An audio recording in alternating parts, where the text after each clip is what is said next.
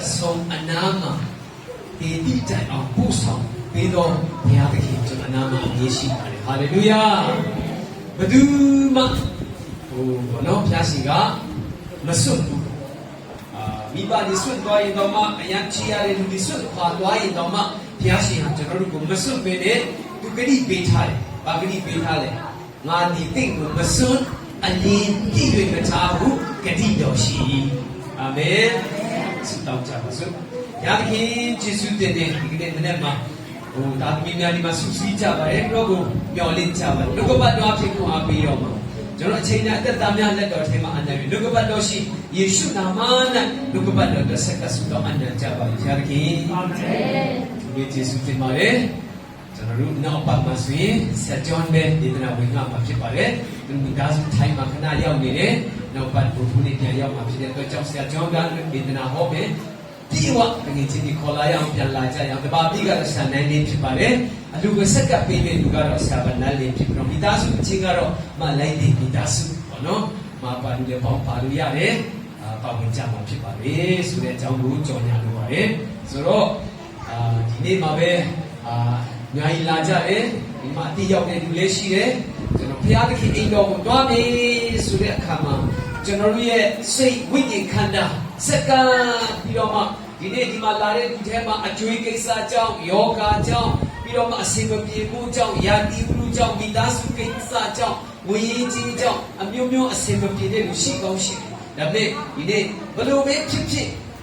Jangan tetap cuma tetap belum mesti ni bahasa. Ayat Allah bukan ada Yesus sima tuan ni sudah dalam dari lajar. Haleluya, Haleluya. Yesus sima lari lugo. Berapa Yesus alergi melulai. Tu bagai di Bethlehem suro. Nak tantu lado lugo ngadi aliem be. Amen. Yesus sima lado tu dai anayoga ne lai anayoga jauh bi Indian doa. Acuy kisah jauh saya kumi lari dulu. Acuy cezwan ego lulai ni yang kita. Amen. Usui tu kau undang dia ini lado tu boleh pompa swa. Yang kau dia Yesus dia terjauh. Yesus si lado alu berama acili yang berdoa. Acili tu kuku dia yang dapat. Lalu cerita mesui Yesus dia dutai ko cite. Dutai ko kiyusai. Dutai ko nabi dia tu buat dia. Jauh Yesus si mati dia lari itu terbawa tapi orang bahawa itu Yesus ni tidur Apsi itu kuku ya Yesus ni sendiri jauh jiwa lari itu biasa kau ni bebas. Tu itu naswe dia biar tu ni Yesus si mati Yesus itu tu cino jamba mabe sudah tay deklian nak jauh tu ada apsi. Acuy kisah jauh. Keben nyolin cepet berapa tu tak mini tak acuy jauh tengok metugo biasa. Ye du elise si ma tuare ka acuy sat na yung maga si bai si dau phit tuare si yaung ne si company dau phit tuare no da jaung lu Yesu si ma la bi so yin Yesu ne thi twai Yesu kaung ne thi khan sa yinကျွန်တော်အားလုံးပြဿနာအခက်ခဲအားလုံးကအရေးပြောသွားတာဖြစ်အာမင်အာမင်ယေရှုခရစ်ပြောင်းလဲလားမပြောင်းလဲဘူးဒါကြောင့်ယေရှုခရစ်ဒီမနေ့ယနေ့နောင်ကာလမပြောင်းမလဲအစီအပြေနေတော်မူပြီအဲ့ဒီယေရှုဟာဖခင်မရှိသူကဖခင်နဲ့ယက်တည်ပေးအမေမရှိသူကအမေနေရာမှာယက်တည်ပေးလုံးဝမျောလင့်ချက်မရှိတဲ့အခါမှာကျွန်တော်မျောလင့်ခြင်းအနေနဲ့ညီတက်ခြင်းကင်းပေးတဲ့ကညီတက်ခြင်းအပြည့်အဝနဲ့အမြဲတမ်းအပြည့်ပေးတော်ယေရှုဖြစ်တယ်ဒါကြောင့်ယေရှုနဲ့ထိတွေ့မှုပဲဒီနေ့လာကြဒါကြောင့်ကျွန်တော်ဝင်ကအမေကောင်းစဉ်ကတော့ခရစ်တော်၌တည်ခြင်းဒါမဟုတ်ခရစ်တော်နဲ့ဆက်တွေ့ခြင်းလို့ကောင်းစဉ်လေးပေးထားပါလေခရစ်တော်၌တည်ခြင်းဒီနေ့ကျွန်တော်ဝင်ကနေကောင်းစဉ်ကပါကောင်းစဉ်လဲခရစ်တော်၌တည်ခြင်းခရစ်တော်နဲ့ဆက်တွေ့ခြင်းဟာလေလုယာကိုယ်အချင်းဒီဘယ်လိုပဲရှိနေပါစေယေရှုနဲ့ရည်တည်ရအောင်ယေရှုနဲ့ပဲဆက်တွေ့လဲရအောင်ကျွန်တော်အားလုံးတည်တဲ့ယောဟန်15ရှင်ယောဟန်ခရစ်ဝင်ခန်းကြီး15ကြည့်အောင်ဒီဟာကတော့ကျွန်တော်တို့ဖတ်နေကြသိနေကြဖြစ်ဒါပေမဲ့ပြန်စင်ကြည့်ရင်ယောဟန်15တိကနေခုနှစ်ခွာယူပြီးတော့မှကျွန်တော်တို့ကြည့်အောင်ခန်းကြီးတိဖတ်မယ်မာဒီမန်တော်တွေ့နေဖြစ် ဆောင်ဖြစ်တော်မူ၏အာမင်ဒီညမှာပြောတယ်ယေရှုဟာငါဟာဘာလဲဆိုတာကိုဥပမာပေးပြီးတော့မှသူ့ရဲ့ဖြစ်တည်ခြင်းကိုကျွန်တော်တို့ကိုမိတ်ဆက်ပြတာဖြစ်ငါဟာစပြစ်နွယ်ပင်ငါခမင်းတော်ကဥယျာဉ်ဆောင်အဲကြောင့်ယေရှုဟာစပြစ်နွယ်ပင်သူ့ခမင်းတော်ကဥယျာဉ်ဆောင်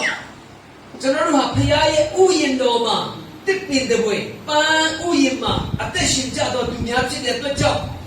တကယ်ပဲဣသရေလလူမျိုးများအတိတ်ကအသက်မွေးဝင်းကြောင်းအနေနဲ့စိုက်ကြတဲ့အပင်ကလည်းစပြစ်ပင်ဖြစ်အဲ့ဒီစပြစ်တွေစိုက်ပြီးစပြစ်တီးနဲ့အသက်မွေးရတယ်စပြစ်ရည်အားဖြင့်ပဲ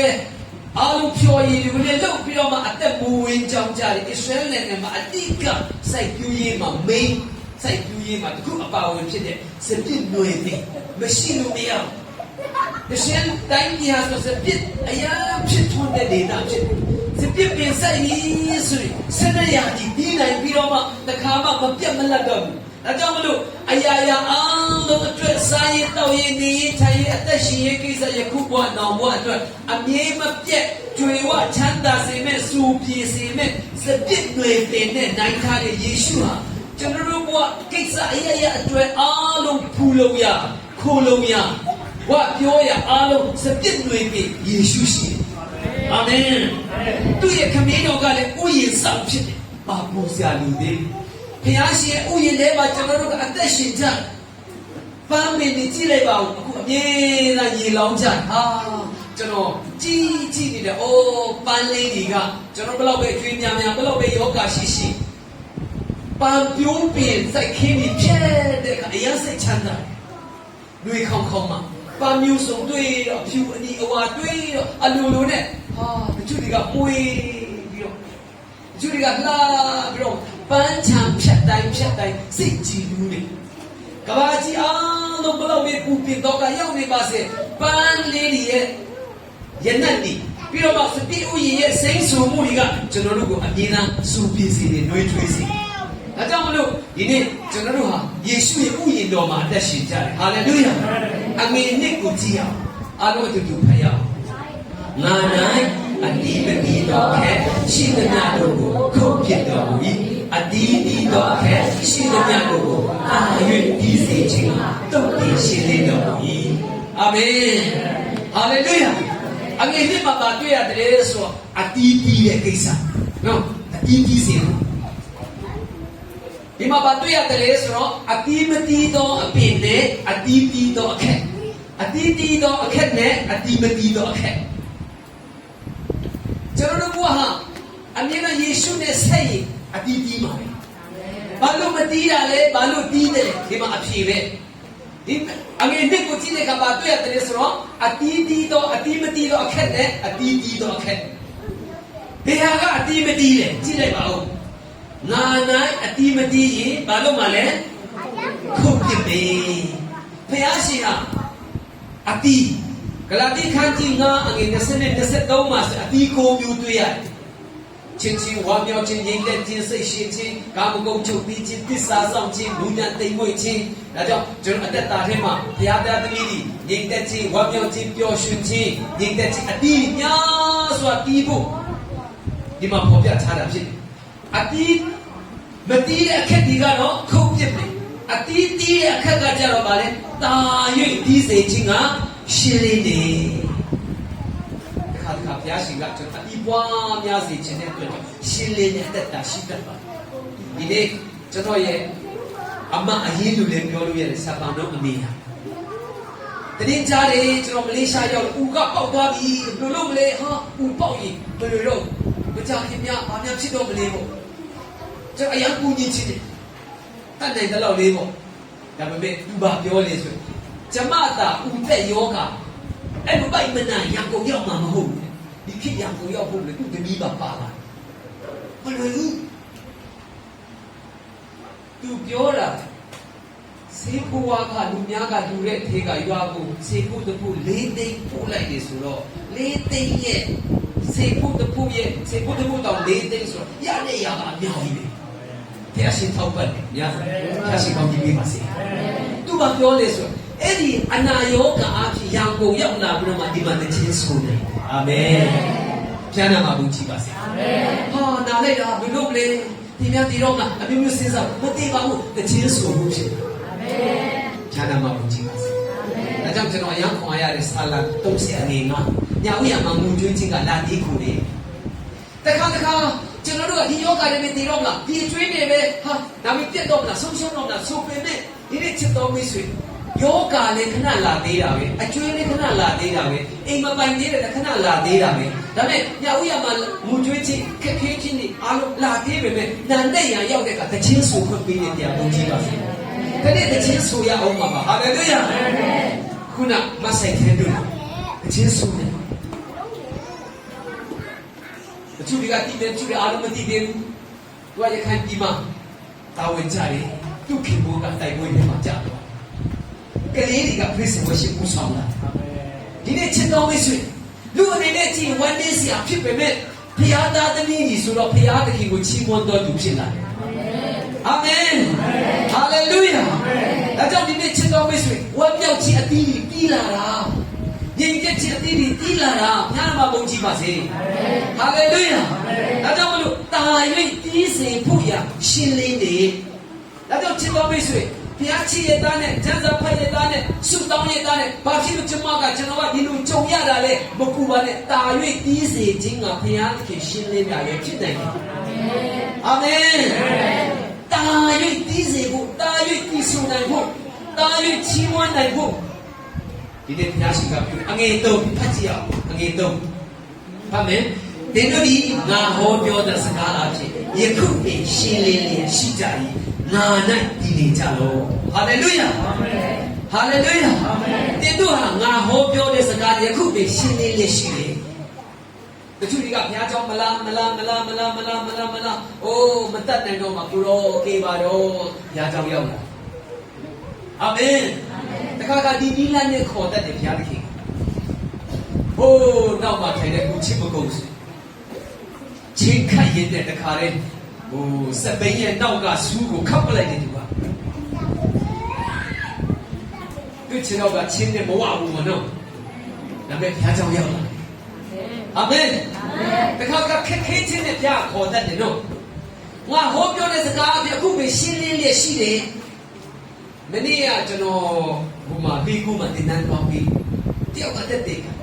ဆရာကျွန်တော်ငငယ်လေးပဲရှိတယ်ဆရာတို့ gospel ခဏလာတယ်ကျွန်တော်မူးတယ်လုံးဝဆရာတို့ကိုလည်းမုန်းတယ်အပြစ်မပေးထိုင်တာအမေကမြင့်ရင်ခဏခေါ်တယ်ခဏတာနားထောင်ရုံပဲနားထောင်တာကျွန်တော်မကြိုက်ဘူးလေမူးတယ်ဒါပေမဲ့ကျွန်တော်လုံးဝရုံပချက်နဲ့အောင်ပြဿနာကြုံပြီးတော့အခုတော့ဆရာကြီးပြန်တွေ့တာဝန်တာတယ်ငငယ်လေးကအခုကဘုရားမကြိုက်ဘူးအခုကျအရန်ဆာငါပြီးတော့မှကိုနေ့ကဆိုပြည့်ရင်နေတဲ့ဒီခံငါနှလုံးအယမ်းမှကြိုးတာပဲတဲ့ဒါပေမဲ့ငါ့ကိုလည်းချစ်တဲ့ယေရှုတကယ်ပဲကျွန်တော်ယေရှုတင်တယ်ဆိုပြီးတော့မှဘလို့ဖြစ်ဘုရားကစကားတော်ကလူကိုရှင်းလင်းတာဖြစ်ဒါကြောင့်မလို့ယခုပင်တချို့သောသူတွေဟာရှင်းလင်းခြင်းခံရတယ်အခုနအငယ်သုံးမှာပြောတဲ့ငါဟောပြောသောစကားအပြင်ယခုပင်ရှင်းလင်းလျက်ရှိကြ၏အငယ်လေးဖယားငါ၌ဒီနေကြတော့ဟာလေလုယာအစီမတီပါငါနဲ့လေလာဆက်ပေးပါငါနဲ့ပေါင်းပါအာမင်ပါစတာဆယ်ရဲ့တရားဟောချက်ကိုကျွန်တော်မကြားဘူးဟာသူစမ်းနေဆိုတော့နားထောင်တော့သူပါပြောလေဆိုအယံချမ်းသာခြင်းအယံကောင်းစားခြင်းအယံပညာတတ်ခြင်းဘာလို့ရမလဲတကယ်ပဲဖျားကောင်းကြီးခံစားခြင်းဘယ်လိုလုပ်ရမလဲသူကယူလေးပြောပြပြီးတဲ့အယံခံခြင်းနဲ့ဆိုရင်ဖျားပြီးတဲ့ရှိတဲ့လူနဲ့ဆက်တွေ့နိုင်အာမင်ဟာလေလုယာဟာလေလုယာတခိုးနဲ့ပေါင်းရင်ခိုးခြင်းဖျားတရားနဲ့အသက်ရှင်တဲ့လူနဲ့ပေါင်းရင်ဆုတောင်းခြင်းဖျားတရားအားတန်ခဏဘုရားကြောင့်သွားတဲ့လူနဲ့ဘုရားကိုကိုးကွယ်ခြင်းတဲ့လူနဲ့ပေါင်းဘုရားကိုပဲကိုးကွယ်ခြင်းဒီနေ့ချစ်တော်မိတ်ဆွေတထေးအိမ်မှာနေအလိုလိုနဲ့စားစရာတောက်စရာမပူရဘူးလေအာမင်ဟာလေလုယာဒါကြောင့်အရာအလုံးပြည့်စုံတဲ့ယေရှုနဲ့ဆက်ဖို့ယေရှုကခေါ်နေတယ်ငါ၌တည်နေကြတော့အာမင်လို့ပြောပါအာမင်ဟာလေလုယာအာမင်စိတ်ပြတ်သလားအားငယ်သလားမျောလင့်ခြင်းပေးသလားဒီတိုင်းမနေပါနဲ့နိုင်မနေပါနဲ့ယေရှု၌တည်ရအောင်ယေရှုနဲ့ဆက်ရအောင်ဟ အာမင်ယေရှုနဲ့ဆက်တွေ့မိတာမားတယ်လို့တက်တဲ့ခံတဲ့လူကဘာမှပြောင်းမှမတွေ့သေးဘူးယေရှုရမယ်လို့တော့တရားလိုက်တာလို့ပြောတယ်လို့တစ်ခါမှမတွေ့သေးဘူးဟာယေရှုနဲ့ဆက်တွေ့မိလို့ယေရှုကိုဆုတောင်းပြီးလို့အရင်ဆုံးရှုံးသွားတယ်တစ်ခါမှမတွေ့သေးဘူးကျွန်တော်ကြားဘူးတာကယေရှုကိုရပြီးတော့ထာဝရတရားယေရှုကိုရပြီးတော့ငရေတွေကလွတ်ပြီးယေရှုနဲ့ဆက်တွေ့လိုက်တော့ဝေကြီးအစဉ်ပြေသွားတယ်ယေရှုနဲ့ဆက်တွေ့လိုက်တော့ပြည့်ရတုတ်ပြီးတယ်ယေရှုနဲ့ဆက်တွေ့လိုက်တော့အရင်ကောင်းစွာသွားတယ်ဆိုတာပဲကြားရအောင်အာမင်ဟာလေလုယာဒီနာကတကယ်ချင်းကိုပြောပါနှုတ်ဆက်ပြီးတော့ယေရှုနဲ့ဒီပါနော်ယေရှုနဲ့ဒီပါနော်ဘယ်တော့မှနောင်တရမှာမဟုတ်ဘူးအာမင်လက်ကုပ်ဒီပြီးဖျားလို့ဟာလေလုယာယေရှုနဲ့ဒီရအောင်ဘယ်တော့မှနောင်တရမှာမဟုတ်အာမင်ဘယ်တော့ပဲခက်ခဲရှိရှိယေရှုနဲ့ဒီအခက်ခဲနဲ့ရေပြောသွားလို့ဘယ်တော့ပဲဒုက္ခတွေ့ယေရှုနဲ့တွေ့ရင်ဒုက္ခပြဿနာတွေလွတ်သွားတယ်အာမင်ကျွန်တော်တောင်ပေါ်သားတွေပါတိတူတယ်ဘာမှမတိဘာမှလည်းမရှိဒါပေမဲ့ယေရှုနဲ့ဆက်ပေးလိုက်တဲ့အခါမြို့မှာအေးစေးတယ်ဟာလေလုယာဟာလေလုယာတောင်ပေါ်သားတွေဘာမှမတိဘူးယေရှုကြောင့်ပဲဆာအောင်အိမ်ကိုပဲကြည့်တိုက်ရင်းနဲ့ရှာနေလေးကိုပဲကြည့်တိုက်နှလုံးနဲ့အာမင်ဟာလေလုယာဆာဂျွန်ကိုပဲကြည့်ဆာဂျွန်ကစပင်းလုံးဝမညက်ချင်လို့စပင်းအရှိကျွန်တော်စီတီးလာငငယ်တော့ကကျွန်တော်လည်းနေနေရှိတယ်သူကပူရှိအဲ့ဒါနဲ့အဖေကဘာပြောလဲမင်းတို့နဲ့စပင်းရှိတယ်တော့ဘာဖြစ်ဖြစ်ဆိုပြီးတော့ညက်ပေးလိုက်စပင်းမညက်ချင်လို့ဆရာကျော်ကကျွန်တော်စီတီးလာပါတယ်ဆိုတော့အဖေကညက်ပေးတာလေဘလုံးတုံးပေးလိုက်ဟာစပင်းမညက်ချင်လို့မင်းစီတီးလာပါတယ်ဆိုမှဒီရတယ်ကွာသူကဘယ်လိုဆန်တယ်လို့လေမသားရင်လူကြီးဆိုတော့တော့ကိုလိုက်ပို့အောင်သွားတယ်ကျွန်တော်လိုက်ပို့လိုက်တာရွာသားကသူ့ညီတယောက်ဘုန်းကြီးလို့ပြောနာမည်တော့အရင်စီးခဲ့တော့ဘောင်းပင်နဲ့တစ်ထည်လေးရှိကျိုးကလည်းပြက်လိုက်သေးတယ်ကာဝင်လို့ဝက်တယ်ကွာဒါပေမဲ့ချစ်တော်မိတ်ဆွေတောသားလေးမရေရတဲ့လူတွေကဟာလေလုယာဟာလေလုယာရန်ကုန်ရောက်ခါစမှာပစိုးရွနဲ့ပဲပြုတ်ပြီးတော့ပစိုးရွတောင်မို့ပရောပီနာရဲ့အညွန့်ကိုဆံပြုတ်ပြီးတောက်စားတဲ့ကျွန်တော်ဦးလေးတို့အဖွဲ့ကဝမ်းသွားလိုက်သေးတယ်အစားတော့မှမကောင်းဘူးအဲ့လိုလူတွေကအခုကြိုက်လူပေါင်းများဆိုသမင်းကျွေးနေတဲ့ဆိုင်တွေအခါနဲ့ပို့တော်သူဖြစ်တာယေရှုနဲ့ဒီလို့ယေရှုနဲ့ဆက်လို့ဒီနေ့ချစ်တော်မိတ်ဆွေတခါကဒုက္ခရောက်နေတောကရောက်နေဘာဖြစ်လို့လဲယေရှုနဲ့အများအဆက်ပြတ်သွားလို့လားဒီနေ့ချစ်တော်မိတ်ဆွေငါနဲ့တည်နေပါလို့စင်ခေါ်တော်ယေရှုကိုကြည်ပါစေအာမင်ကြောက်မှမဆုံးရှုံးရဘူးသူအာမခံထားတယ်အနာရောဂါကြီးပျောက်သွားတယ်အခက်အခဲတွေပြည့်နေသွားတယ်အရာရာအောင်လုံးစိတ်ပြည့်ခြင်းနဲ့အာငယ်ခြင်းနဲ့ကိုယ်လုံးပြည့်နေသွားတယ်ယေရှုနဲ့တည်ရအောင်အာမင်ဟာလေလုယာငါနဲ့တည်နေကြလို့ဘာပြောလဲငါတည်နေတင်တို့နိုင်တည်နေပြီအာမင်ဟာလေလုယာယေရှုအမျက်နာမလိုက်နော်ဆက်ဖတ်ရအောင်စတိခတိအပေနိုင်မတိလေကိုအလိုလျောက်အတိမတိနိုင်တကယ်တော့တင်တို့ဒီငါနဲ့မတိလေအတိမတိနိုင်ချာစတိခတ်ကျွန်တော်တို့ကစတိခတ်နော်ခုနအငယ်ငါးမှာချက်လာတယ်သူကစတိနေဒါကြောင့်လို့အငယ်ငါးဖတ်ကြည့်အောင်အငယ်ငါးဟုတ်တယ်ငါဒီစတိတွေတင်ဖြစ်တင်တို့ဒီအခက်များဖြစ်ကြအချင်းတို့ဒီငါနိုင်ဒီ၍ငါဒီလေသူနိုင်ဒီထို့သူဒီညာစွာတော့အဒီကိုတီးချင်ငါနဲ့ကွာလေတင်တို့ဒီအပေအမှုကိုများမတတ်နိုင်ကြအာမင်လို့ပြောပါဦးဟာလေလုယာကျမ်းစကားကိုအဝေးမှာမကြားပါနဲ့ဟိုမှာကြားဖို့တူလို့အိမ်မက်ယူပါယူအဝေးမှာမကြားပါနဲ့ဒီနေ့ချစ်တော်မိတ်ဆွေဖယားရှင်ကမိတ်ဆွေကိုတက်ရိုက်စကားပြောနေတယ်ဒီကနေ့မနေ့အာမင်ငါစပြည့်နွယ်ပြီမင်းတို့ဟာအခက်အာမင်အချင်းတွေငါနဲ့တည်တယ်သူနဲ့လည်းငါတည်မယ်အဲ့လိုတည်များစွာသောအတည်ပြီးမယ်ဝမ်းမြောက်ခြင်းပျော်ရွှင်ခြင်းအကျွေးကြီးခြင်းငြိမ်သက်ခြင်းကျမ်းမာခြင်းတည်နေတယ်ကျွန်တော်လည်းတည်နေအာမင်ဟာလေလုယာချစ်တော်မိတ်ဆွေအတည်များစွာတည်လာတဲ့အခါမှာနောက်ဆုံးတော့ဘာပြောလဲငါနဲ့ကွာရင်တင်တို့ဒီအဘေအမှုကိုညမတတ်နိုင်ကြစမနစီမေးကြည့် apart from me you can do nothing ငါနဲ့ကွာလေအမေမှုကိုညမင်းတို့မတတ်နိုင်ပါဘူးတစ်ဖက်ကငါ၌တီးလေတင်တို့ဒီခတ်သိမ်းသောအမှုကိုတတ်နိုင်၏အာမင်ဟာလေလုယာအကြောင်းခရစ်တော်နဲ့တည်ရင်အရာရာအားလုံးကတတ်နိုင်တယ်အရေးပြောသွားတယ်ချစ်တော်ဝိစလောကကခက်ခဲမရှိဘူးပေါ့ယောဂမရှိဘူးပေါ့ဒါပေမဲ့ယေရှုနဲ့တည်ရင်အရာရာအားလုံးကယေရှုတာဝန်ဖြစ်သွားတယ်အာမင်ဟာလေလုယာငါနဲ့ခွာရင်မင်းတို့ဘာမှမတတ်နိုင်ဘူးအငယ်6ဖတ်ကြည့်အောင်ငါနိုင်မတည်တော်သူသည်တွေးချသောခက်ခဲပြင်တို့ပြစ်လိုက်ခြင်းကိုခံရထူတူသောအခက်များကိုလူတို့သည်စုသိမ်း၍မိထဲသို့ချလိုက်ကြသည်ဖြင့်မိလောင်ခြင်းသို့ရောက်ကြ၏ယေရှုကိုမယုံဘူးယေရှုနဲ့ငါမဆိုင်ဘူးယေရှုဟာသူတို့ဖျားပဲယေရှုဟာစိတ်တည်းနဲ့ဖျားပဲဒီလူဖြစ်တယ်ဒီလူဖြစ်တယ်ငါနဲ့မတည်တော်သူဟာဘာနဲ့တူတယ်လဲလို့ရှင်းရှင်းလင်းလင်းပဲငါနဲ့မတည်တော်သူသည်တွေးချောက်သောအခက်ကဲ့သို့ပြင်သူပြစ်လိုက်ခြင်းကိုခံရတယ်ထူတူသောအခက်ကိုလူတွေကစုသိမ်းပြီးတော့မှမီးထဲမှာချလိုက်တယ်ချောက်သွားပြီလေတတိချောက်ကပါဟိုအကျိုးရှိတယ်ထင်းဆိုင်မှုလေးယေရှုကိုဒီနေ့ယေရှုမယုံတော့အားလုံးတရင်ကြတယ်ငရဲထဲမှာဘုရားကထောင်လောင်ကျွမ်းစေဒါကြောင့်ချစ်တော်မိတ်ဆွေဒီနေ့လည်းပဲတီမလားမတီဘူးလားဆိုမိတ်ဆွေတော်ငါနဲ့တာတီပါငါ့ကိုပဲအားကိုးပါငါနဲ့မတီဘူးဆိုရင်ကြောက်စရာကောင်းတာကတွေးချောက်တော့အခက်လူပဲပြင်သူပြစ်လိုက်ခြင်းကိုခံရနောက်ဆုံးမှစုသိမ်းပြီးတော့မှမီးရှို့ခြင်းကိုခံရမယ်ငါစကားကိုနားမထောင်တဲ့လူကအေဝိတကမကြားခြင်းတဲ့လူကတနေ့မီးရှို့ခြင်းအဖို့အလို့မှာဂျာရင်တွေချမ်းသာတာပြောဒါကြောင့်ချစ်တော်မိတ်ဆွေဒီဘုရားရှင်ကခေါ်နေတဲ့ငါနဲ့တည်ကြပါငါနဲ့တည်ကြပါငါကိုယုံတော်သူဟာခြာဝရတဲ့ငါခမေပေးတယ်ငါဟာသက်ဆိုင်ရင်ဖြစ်တယ်လာတော့ကြပါလို့ပြောနေတဲ့ယေရှုဘုန်းကြီးပါစေအာမင်ဟာလေလုယာအငယ်ခုနှစ်ဖတ်ကြည့်အောင်တင်တို့ဒီငါနဲ့တည်၍ငါစကားဒီတင်တို့နဲ့တည်ရင်တင်တို့ဒီတောင်းခြင်းတမျှကိုတောင်း၍ရကြလိမ့်မည်အာမင်လို့ပြောပါဦးဟာလေလုယာတင်တို့ဟာငါနဲ့တည်တယ်ငါစကားကလည်းမင်းတို့ထဲမှာတည်မယ်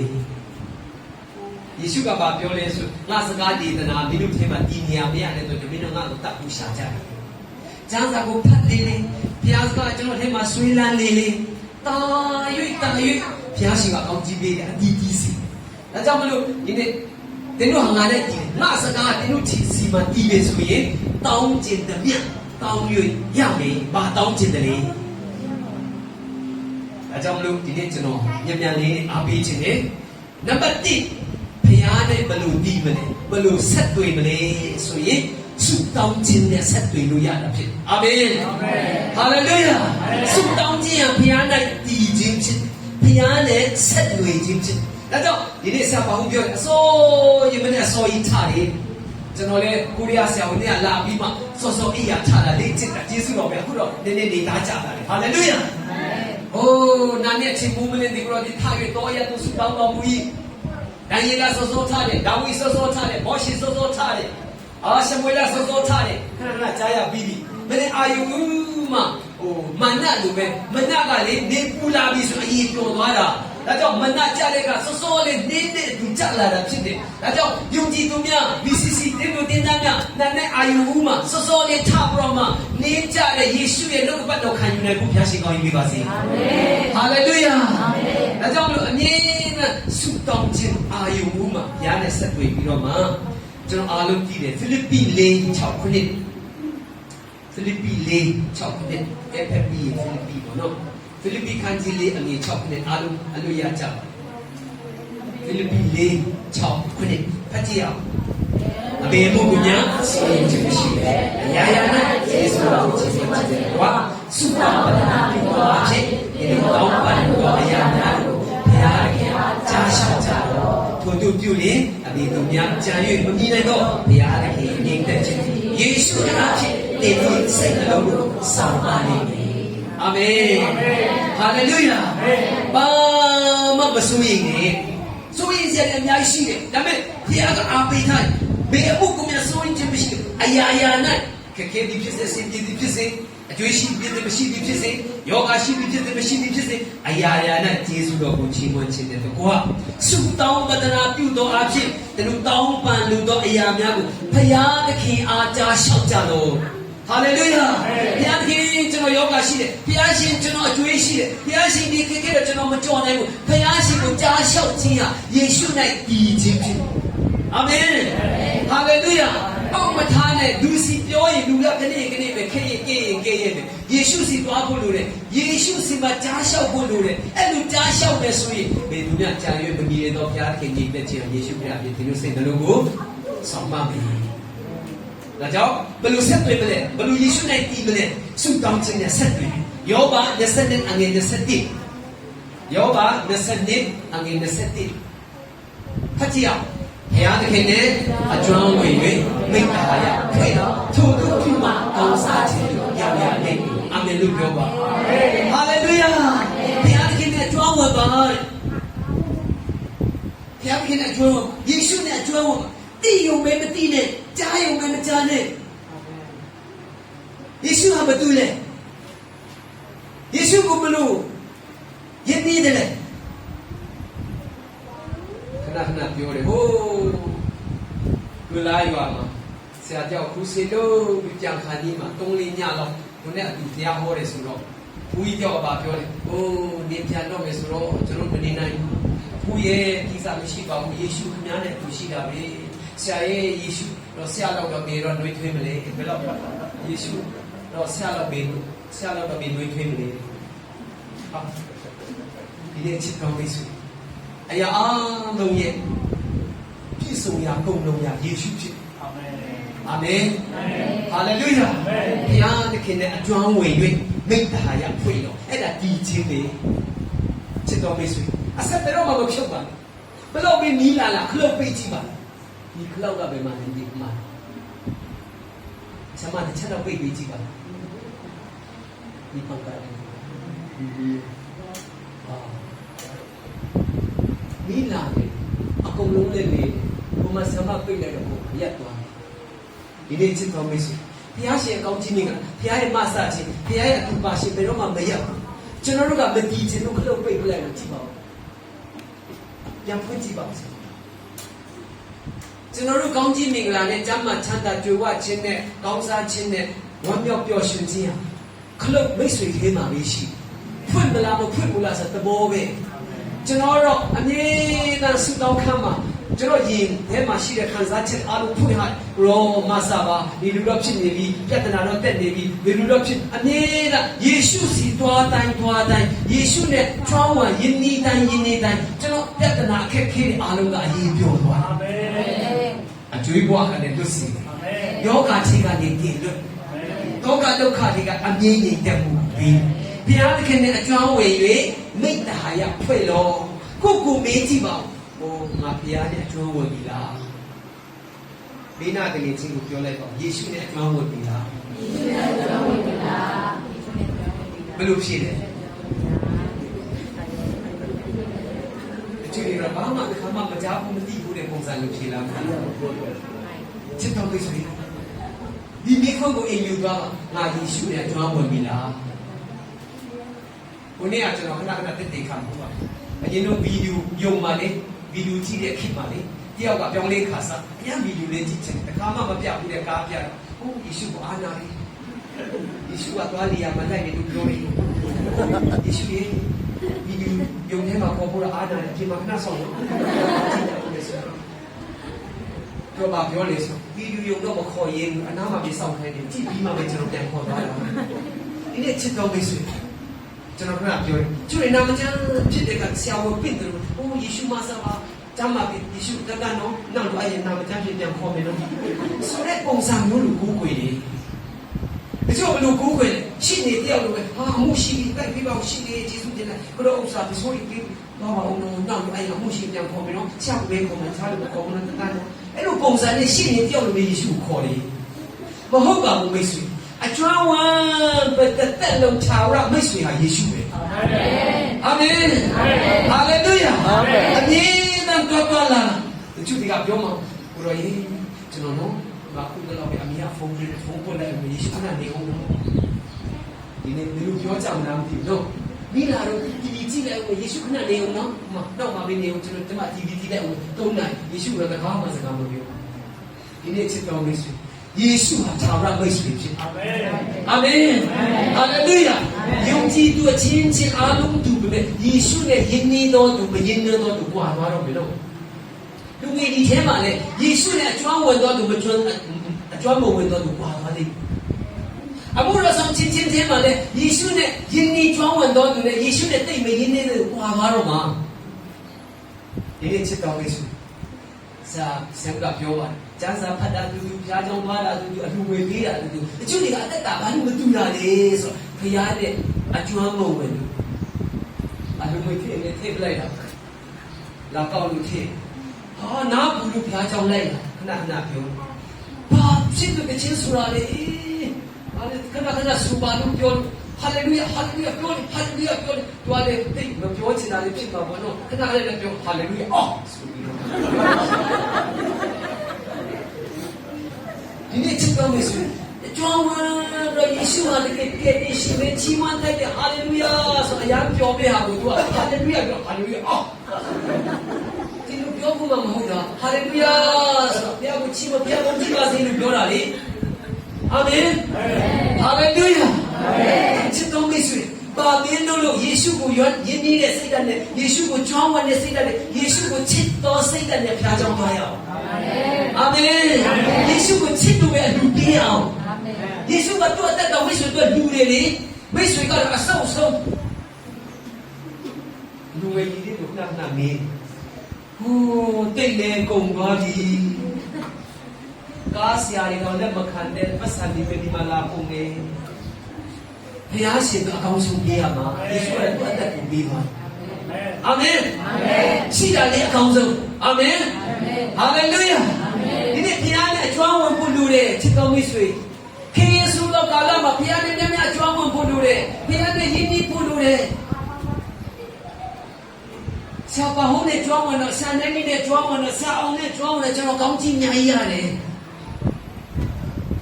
ဟာလေလုယာကျွန်တော်နဲ့အကျွမ်းဝင်အောင်ပေါင်းကြည့်လိုက်ပါလားအနည်းဆုံးတစ်ခေတ်ရတိုက်အာမင်ဟာလေလုယာဒီချစ်တော်မိတ်ဆွေဘုရားကိုအစ်တဲ့တူလို့ပဲယေရှုတတ်တယ်နော်အဝေးကတော့မဆက်နေယေရှုမရှိမဖြစ်ယေရှုအာမင်ဘုရားမပါလို့မရဘူးကိုရောနေနေသွားချင်တယ်ကိုရောနောက်ပေးလိုက်မယ်အာမင်ကိုအိမ်နေနေမှာကျွန်တော်အိမ်မယ်ကိုရောသွားနေနေမှာကျွန်တော်သွားမယ်ကိုရောနဲ့ပေါင်းတင်ခြင်းနဲ့တခြားအရာအားလုံးကကိုရောနံပါတ်1ပဲအာမင်ဒီနေ့ချစ်တော်မိတ်ဆွေတော့နံပါတ်1ဟာပါလေလူငယ်လေးပဲဆိုဖုန်းမိတ်ဆွေတော့နံပါတ်1ဟာပါလေဒီချို့တွေဆိုတာစားတော့ဒီချို့တွေကပါလေဒီနေ့ယေရှုလေးဖြစ်ပါစေအာမင်ဟာလေလုယာငါကြောင့်ချစ်တော်မိတ်ဆွေဆုတောင်းခြင်းနဲ့ယဉ်ကျေးဖို့လိုတယ်နံပါတ်1ကျမ်းစာဖတ်ခြင်းဟာဘုရားနဲ့တည်ခြင်းဖြစ်ဟာလေလုယာဘုရားနာမတော်ကိုကြည်ပါစေယောရှုတိရှိပြန်ဖတ်အောင်တည်ပြီးသားယောရှုတိရှိဖတ်အောင်ထိုဘုရားဒီကျမ်းစာ၌ရေးထားတဲ့အတိုင်းကျင့်ပြီးစောင့်ရှောက်ခြင်းအလုံးကျမ်းစာကိုမဖတ်မရွတ်ပြီးမနေနေ့ညမပြတ်ကြည်ရှုဖတ်ရရမယ်သူ့ပြုလေတင်ဒီအကျဉ်းချတယ်အာမင်အာမင်လို့ပြောပါအာမင်အာမင်ကျမ်းစာဖတ်တယ်ဆိုရင်ကျမ်းစာယေရှုအကြောင်းပဲရေးထားတာကျမ်းစာရဲ့အနှစ်ချုပ်ဟာယေရှုပဲယေရှုနဲ့ထိတွေ့ရင်ယေရှုသဘောတော်ဘယ်လိုနားလည်ခြင်းတလဲဆိုရင်ကျမ်းစာဖတ်ရင်ယေရှုသဘောတော်ကနားလည်ရတာဖြစ်တယ်ဒါကြောင့်ထိုပြည့်တိကျမ်းစာနဲ့ရေးထားတဲ့အတိုင်းကြည့်ပြီးစောင့်ရှောက်ခြင်းအလုံးကကျမ်းစာကိုမဖတ်မရွတ်ပဲမနေအာမင်ကျွန်တော်တို့ကတော့ကျမ်းစာကိုမဖတ်ပြီးတပတ်နေတလနေ၃နှစ်နေကြောင်းပြန်ဖြစ်ကုန်တယ်နော်ဒီနေ့ချစ်တော်မိတ်ဆွေမဖတ်ပြီးမနေနိုင်တော့အောင်ဖတ်ရတဲ့အခါမှာဖခင်နဲ့ဆက်တွေ့ခြင်းဖြစ်ကျွန်တော်ကျမ်းစာမဖတ်ပြီးနဲ့အစိုးရထပ်သွားတဲ့အချိန်မျိုးရှိတနေ့ကဟာနေတယ်လို့ပဲဘာများလို့လဲညမှာပြန်ဖတ်တဲ့စီးကိုစားပြီးဝါတယ်လို့ပဲအိုးကျမ်းစကားတာကျွန်တော်မဖတ်ရင်ရလဲမဟုတ်တော့ဘာမှလည်းမလုပ်တော့ဒီနေ့ချစ်တော်မိတ်ဆွေကျမ်းစာဖတ်ခြင်းဟာ ဖျားခြင်းနဲ့ဖျားရှင်နဲ့ဆက်တွေ့ခြင်းဖျားနဲ့ဤခြင်းကိုပြတာဖြစ်ဒီမနေ့ပဲကျမ်းစာတစ်ပတ်ဖြစ်တစ်လုံးဖြစ်နှစ်ပတ်ဖြစ်ဖတ်ပါလေဆိုရလို့ကျေးဇူးပြောလက်ထောင်ပါဦးလက်ချောင်းတရားနေ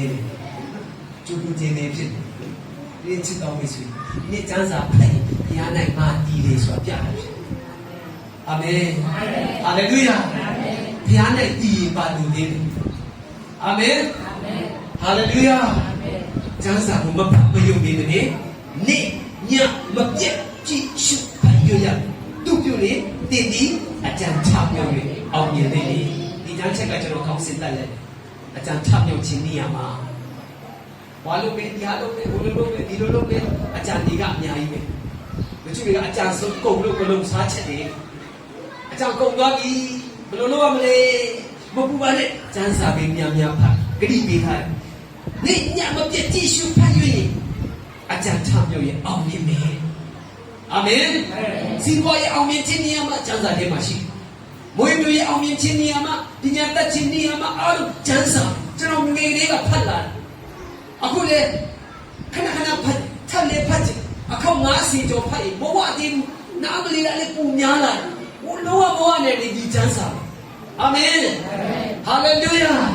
ဒါကြောင့်ချစ်တော်မိတ်ဆွေတင်ယုံကြည်သူဖြစ်ပြီးတော့မှတော့ခရီးဆိုတော့ကမှကျမ်းစာမှာဖတ်ပြီးနေနိုင်သေးတယ်ဆိုတာကအော်စရာပဲတပင်းမစားတဲ့နေတဲ့နေရှိလားတပင်းမစားတဲ့နေနေနိုင်တယ်လေဘာကမှမကြားဘူးဒီနေ့ချစ်တော်မိတ်ဆွေလူချူတွေကအိတ်သွားမှအစားပြတ်တယ်ဒါတော့မှအချင်းတော့ကနားမှာစားငငယ်တော့ကပဲအမေကတွတ်စားလို့ခင်းစားပြီးအချိုးစားလိုက်ဟောထိုက်တို့ရဲ့မင်းရတော့တခါတဲ့နွားလိုပဲစမပြတ်ဘူးဟိုတွတ်စားနေအခုလည်းဒီလိုပဲအချို့တွေကအိုးအခုပဲသမင်းကျွေးတယ်ကလေးတွေကတော့ပို့ပေးပါပို့ဝေးပေးပါအခုပဲအားရပါကျွေးတယ်ဟောအဲ့ဒီဝေးပေးပါခဏဘာနဲ့တူတယ်ခန္ဓာအစာစာဒီစာအဲ့လောက်စားတော့နှုတ်ကပတ်တော့တခါမှမစားပဲနေနိုင်တယ်ဆိုတာကပြောတော့ဒီနေ့ချစ်တော်မိတ်ဆွေကျမ်းစကားများများစားတဲ့အခါမှာနှုတ်ကပတ်တော်ဒီရွှေငွေအထောင်အတောင်းထက်မကအကျွန်ုပ်နဲ့ဒါ၍ကောင်းပါ၏နှုတ်ကပတ်တော်ကျွန်တော်အာခေါင်ထဲမှာချိုးနေတယ်အာမင်နှုတ်ကပတ်တော်မင်းရဲ့ရှေ့ရဲ့မစားတဲ့မိတ်ဆွေထောက်တတ်နေမှာပဲစိုးရိမ်နေမှာပဲပူပန်နေမှာပဲနှုတ်ကပတ်တော်ရင်နဲ့ဝဝစိန်ထားတယ်ဆိုရင်အခက်ခဲတွေအရေးပြောသွားတာအာမင်ဒါကြောင့်နှုတ်ကပတ်တော်၌အမြင်ရက်ဒီချင်းဟာဘုရားနဲ့ဤချင်းဖြစ်တယ်ဒါကြောင့်မလို့နံပါတ်3အနေနဲ့ပေးကမ်းခြင်းကလည်းဘုရားနဲ့ဆက်တွေ့ခြင်းဖြစ်တယ်ဘုရားနဲ့ဆက်တွေ့ခြင်းဖြစ်တယ်အာမင်ဟာလေလုယာနံပါတ်1ကဆုတောင်းခြင်းနဲ့ဘုရားရှင်နဲ့ဆက်တွေ့ခြင်းကျမ်းစာဖတ်ခြင်းဟာဘုရားနဲ့ဆက်တွေ့ခြင်းပေးကမ်းခြင်းဟာဘုရားနဲ့ဆက်တွေ့ခြင်းဖြစ်တယ်ဒီနေ့အမှုဝင်ပြည့်ထည့်ကြဟာလေလုယာဒါကြောင့်မလို့ဒီနေ့ချစ်တော်မိတ်ဆွေရှိမရှိဘုရားသခင်ကပဲကောင်းကြီးအများကြီးပေးတယ်ကျွန်တော်လူတာဒီကိုယ်ထဲကမို့ဘုရားပေးထားတဲ့ကောင်းကြီးထဲကပဲကျွန်တော်ပြန်လူတာဖြစ်တယ်အာမင်ကျွန်တော်ဖြစ်ဖြစ်နဲ့စဉ်းစားလာကိုယ့်တက်တာလေးကိုမပိုင်တော့ဒီထိုက်တိုးတက်တာကထိုက်တိုးမပိုင်ဘူးအချင်းပြန်ပြောင်းခေါ်မှာပဲဘုရားရှင်ကကျွန်တော်ကိုပေးထားတယ်အင်္ဂလိပ်ပေးထားတယ်သာသမီပေးထားတယ်အမွေတွေအများကြီးပေးထားတယ်ကျွန်တော်လုံးဝမပိုင်ဘူးယောဘပြောသလိုငါပလာနဲ့တဲ့လောကမှာလာတယ်ဗလာနဲ့လေးပြန်သွားရဒီမောတေသေးမှာပြောလေငါဟာဘာမှမပါပဲလောကလေးကိုလာတယ်အချိန်တိုင်းလည်းဘာမှမပါပဲသွားပြီကျွန်တော်မှပိုင်တာဘာမှမရှိစပင်းတပင်းလေးကျွန်တော်မပိုင်ဘူးကျွန်တော်ပိုင်တာမရှိအကုန်လုံးပိုင်ရှင်ကဘုရားသခင်ပဲအာမင်ဟာလေလုယာဒါငါပိုင်လာမချိနဲ့ပြောပေမဲ့ချစ်တော်မိတ်ဆွေကျွန်တော်ပိုင်တာမရှိဘူးเนาะကျွန်တော်ရဲ့ပိုင်ရှင်ကယေရှုအာမင်ဒါကြောင့်မလို့ကိုရောပေးတဲ့အထက်ကကိုရောကိုပြန်ပေးဖို့စေတနာပြုရှိတယ်ဘုရားရှင်ကပြောနေဒါကြောင့်မလို့ဒီနေ့ဆေဖို့တဖို့ပေးတော်သူများဘုရားရှင်ကောင်းကြီးပေးပါစေအာမင်ဆေဖို့တဖို့ကဘု து ပိုင်လဲဘုရားပိုင်လေဘု து ကိုပြန်ပေးရမလဲဘုရားကိုပြန်ပေးရမယ်ကျွန်တော်တို့မာလခိ3:10ကျွန်တော်ပြန်ဖတ်မယ်မာလခိ3:10ဒီလိုဒီကျင်းချင်းအပိကကိုခံရကြတယ်အငယ်ကိုမှာနော်ကျောင်းမူကပြည်သူပြည်သားပေါင်းတို့ဒီငါဥစ္စာကိုလူလူကြပြီအငယ်30 စေဖို့တဖို့ရှိသမျှကိုဘာလာတိုက်တဲ့သူတွေး၍ငါအိမ်တော်၌စားเสียရှိစေခြင်းကပြုကြငါဒီမိုးကောင်းကင်ပင်ပေါက်တို့ကိုဖြစ်၍ကောင်းကြီးမင်္ဂလာအကုန်အစင်တွန်းလောင်းပြီးမတွန်းလောင်းပြီးကိုထို့သူစုံစမ်းကြတော့ကောင်းကင်ကိုခြင်းအရှင်သာရဘုရားမိန့်တော်မူ၏အာမင်တရားမှာတော့ကျမ်းစာမှာပါပြောဖေးဖျားကြချပြောအစုံအစမ်းမပြုနေဒါပေမဲ့ဒီမှာအစုံစမ်းခန္ဓာစေဖို့ကိုထိကြည့်ပါဘုရားကောင်းကြီးပေးမလားမပေးဘူးလားဆိုထိကြည့်ပါအဲကြောင့်ပေးကမ်းခြင်းဟာဘုရားကိုဆက်တွေ့ခြင်းဖြစ်အာမင်ဒါကြောင့်ကျွန်တော်တို့သာသနာနေဒီမှာဆိုငွေပေးအဲ့ဒီငွေရပါလဲဆက်တွေ့ငွေဒါကြောင့်ကိုပါဝင်တဲ့တင်းတော့ကိုဝိညာဉ်ခွာယူနေတဲ့နေရာကိုကိုဆူတောင်းပေးတဲ့နေရာမှာစေဖို့တဲ့ဖို့ထိမဆာပါဘူးဆိုနော်တရားတင်သားဆိုထိပြီးခရစ်စမတ်အတွက်ထိပြီးမောဆိုမအတွက်ထိပြီးဘုရားဆေးရုံခွေးစင်ထိပြီးဒီနေ့ချစ်တော်ပေးစုစေတာကိုချင်းကားတော့ထားပေးကန်တော့ထားပြကိုချင်းကားတော့သူဖြစ်တယ်သူ့အကျိုးကိုဘုရားကဆက်ပြီးနေအာမင်ဟာလေလုယာဒါကြောင့်ဒီနေ့ပေးကမ်းခြင်းဟာဘုရားသခင်ကိုဆက်သွယ်ခြင်းယေရှု၌တည်ခြင်းလက္ခဏာဖြစ်အာမင်ဟာလေလုယာ